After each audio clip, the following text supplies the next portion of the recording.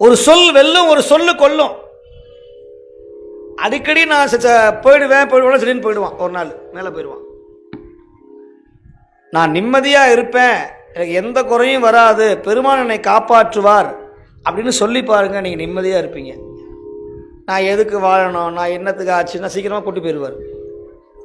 நீங்கள் அடிக்கடி என்ன வார்த்தையை பயன்படுத்துகிறீர்களோ அதுதான் உங்கள் வாழ்க்கையில் உங்கள் வாழ்க்கையாக வந்து சேரும். இது சத்தியம்.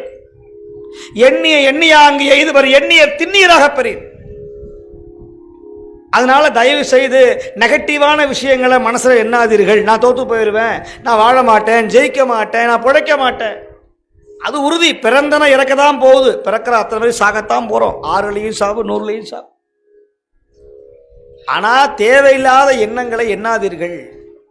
நல்ல விஷயங்களை எண்ணுங்க, பதிகம் பாடுங்க, நமச்சிவாய மந்திரம் சொல்லுங்கள்.